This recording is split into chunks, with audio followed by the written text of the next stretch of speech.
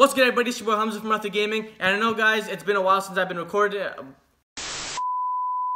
but you know, I'm behind the scenes. I'm just trying to put a lot of the pieces of the puzzle together. Anyways, guys, I'm coming to you with the best deck of the current format to counter the metagame. So this is number 1 on the 5. You saw the 5, the 4, the 3, the 2, and now this is the 1. But before we get into the deck profile, guys, I'd like to thank all our lovely Patreons for subscribing. If you guys want to join the Patreon gang, make sure you check out the link in the description below. If you want to join the Discord gang, make sure you check out the link below. If you want to check out the Facebook gang, make sure you check out the link below. Anyways, guys, this is Danger Orcust. I know I've done a profile before, but this is the most updated number 1 good deck ever, and this is to counter the current metagame.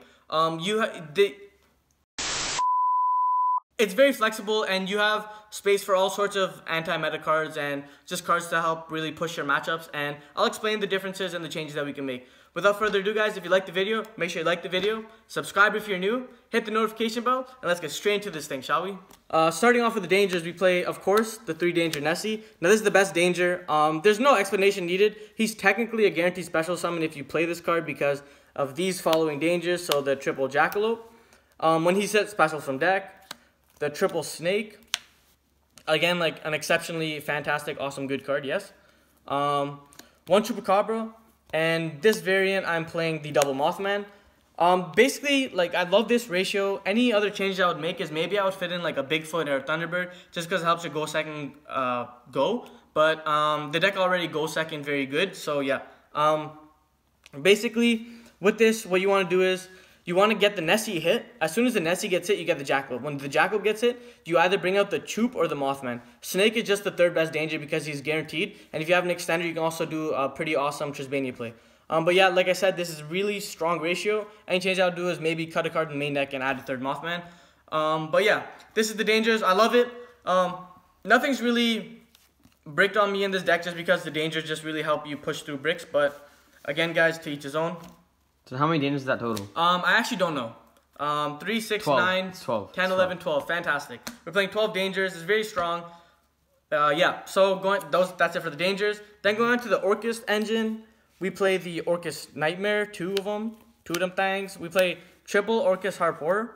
You play the 1 wand and the 1 symbol skeleton.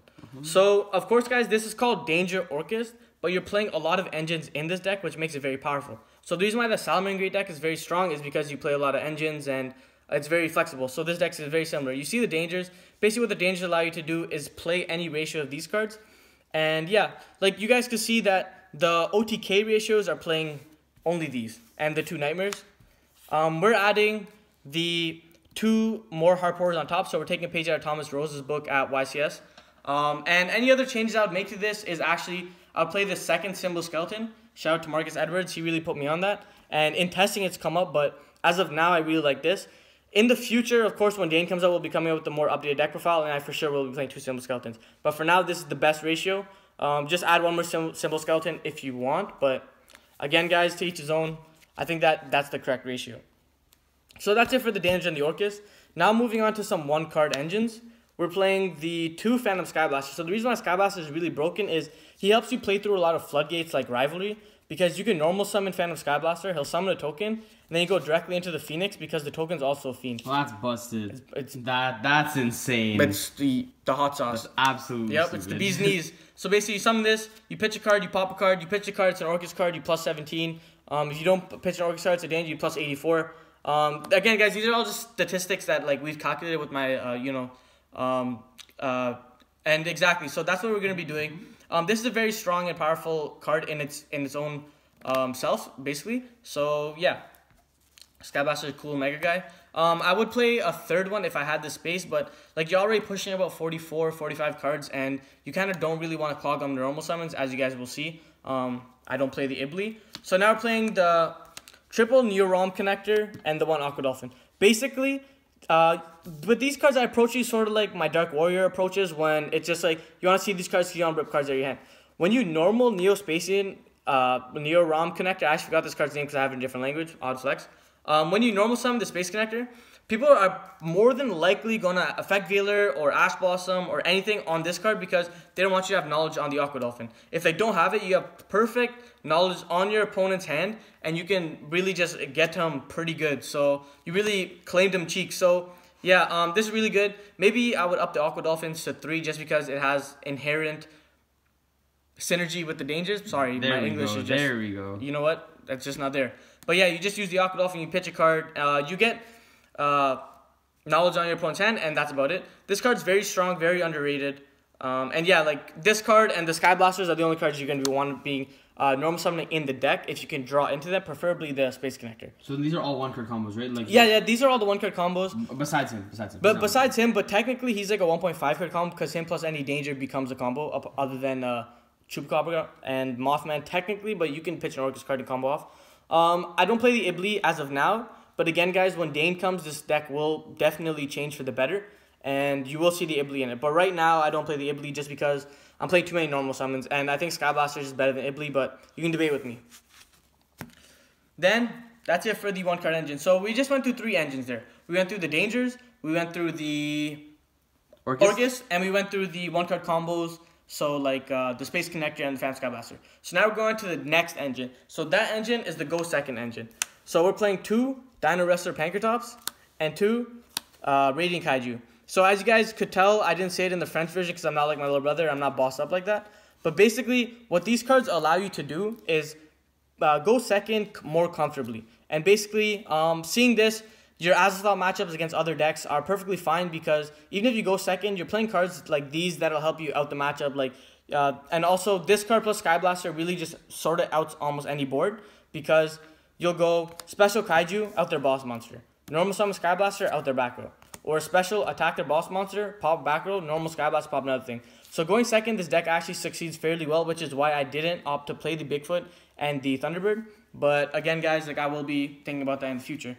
And also, Radiant's really good because if you draw it off of the Dangers and you're still under the Orcust restriction, you can still Radiant Kaiju them, OTK them. And a lot of the pro players have decided and agreed to play the Radiant Kaiju. Then more Go Second cards. Triple Ash Blossom, Joyous Spring. Ash is Ash, man. She's probably the best or maybe the second best hand trap of the format right now. Again, guys, like you see, this deck's super flexible. Like you see these Radiant Kaijus and you see these Dino Wrestler Pankratops, and they're very, very good just because it lets you go second.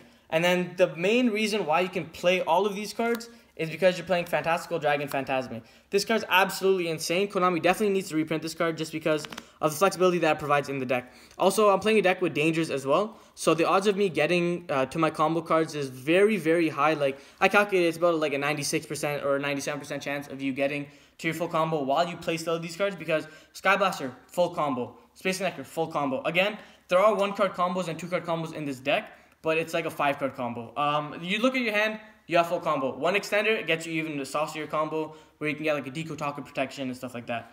And yeah, like originally I was playing the 3 Radiant and 3 Pankratops, but in my current local metagame, there aren't a lot of Azathoth decks, so these cards don't really help. But Radiant is a really cute card against Salmon Gates because if they don't play around at game 1, you can just smack them in the face because their Roar is dead because they don't have a Link monster.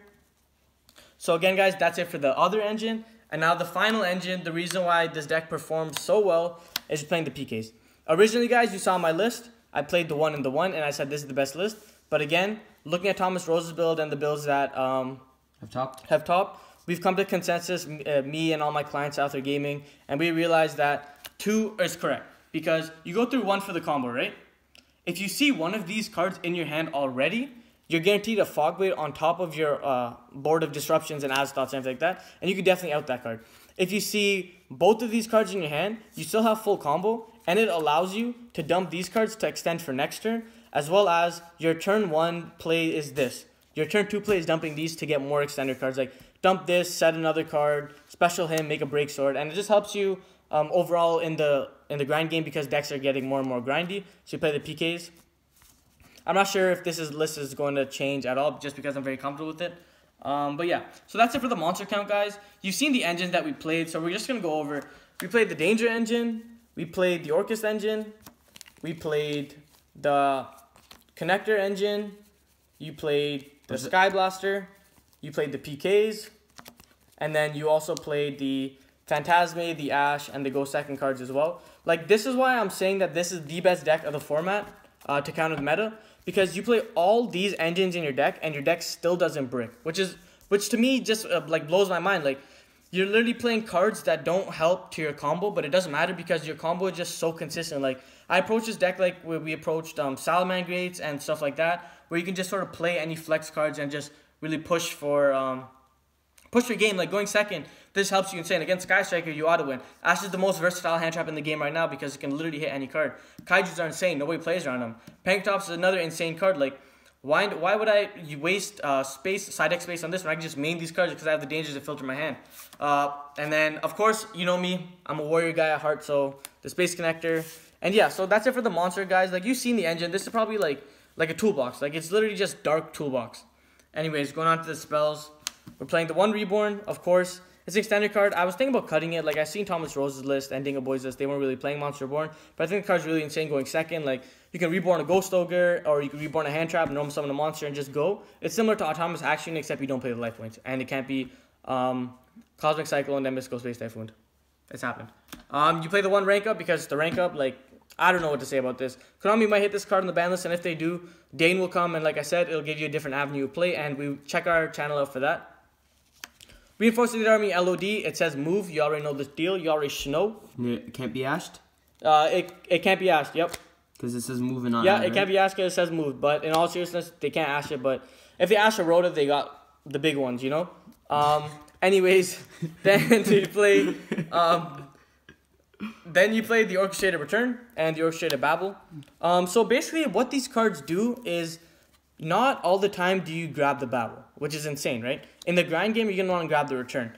Of course, you guys may disagree with me, but in testing and playing with this deck, like, I've realized that playing with the Return is just so important to get you cards in hand. Like, sometimes you're playing through hand traps, you're not going to end with cards in hand. So when you can go Orchestrated Return, send the 1. If you already have a danger on board, you're going to plus with 2 cards in hand, maybe being a Phantasmic and an Ash Blossom, or like another Fog Blade or stuff like that, and just helps you really push for game and just setting up for next turn, and then you can grab the Babel next turn. And again, opening these cards don't really suck because you just kind of set the Babel, and Return helps you just, you know, fish through your deck for dangers. And if you open like a Harp Horror or like a Nightmare, like 2 Nightmares if you're bad like me, you can still combo off.